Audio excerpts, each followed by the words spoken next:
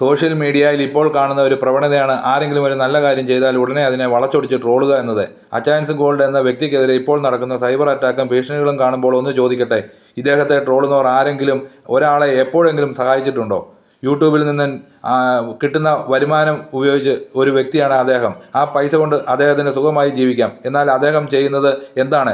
സ്വന്തം വരുമാനത്തിൽ നിന്നും തൻ്റെ ബിസിനസ് ലാഭത്തിൽ നിന്നും ഒരു വലിയ വിഹിതം പാവപ്പെട്ടവർക്കായി മാറ്റിവെക്കുന്നു. പല ഷോപ്പുകളിൽ നിന്നും സഹായങ്ങൾ വാങ്ങി അത് അർഹരായവരുടെ കൈകളിൽ എത്തിക്കുന്നു. നിങ്ങളുടെ സ്വന്തം കയ്യിൽ നിന്ന് പൈസ എടുത്ത് കൊടുത്തിട്ടാണോ ഇദ്ദേഹം ഈ സഹായങ്ങൾ ചെയ്യുന്നത്? അല്ലല്ലോ. സ്വന്തം കഷ്ടപ്പാടിൽ നിന്ന് മറ്റുള്ളവർക്ക് നന്മ ചെയ്യുമ്പോൾ അതിനെ പുച്ഛിക്കുന്നവരോട് ഒന്നേ പറയാനുള്ളൂ, ആ കണ്ണീരൊപ്പാൻ ആ അച്ചായനുള്ള ആ മനസ്സെങ്കിലും നിങ്ങൾക്കുണ്ടോ? സൈബർ അറ്റാക്ക് കാരണം അദ്ദേഹം ചാരിറ്റി നിർത്തുകയാണെന്ന് കേൾക്കുമ്പോൾ സങ്കടപ്പെടുന്നത് അദ്ദേഹമല്ല, മറിച്ച് ആ സഹായം കാത്തിരിക്കുന്ന ആയിരക്കണക്കിന് പാവങ്ങളാണ്. വീടില്ലാത്തവർ, മരുന്നിന് വകയില്ലാത്തവർ, വിശക്കുന്നവർ, ഇവരുടെയൊക്കെ ഇടയിലേക്ക് ഒരു ദൈവത്തെ പോലെ കടന്നു ചെന്ന മനുഷ്യനാണ് നിങ്ങൾ വേട്ടയാടുന്നത്. ഇനിയെങ്കിലും ആ ക്രൂരത നിർത്തണം. നന്മ ചെയ്യുന്നവരെ സപ്പോർട്ട് ചെയ്തില്ലെങ്കിലും അവരെ ഉപദ്രവിക്കാതിരിക്കുക.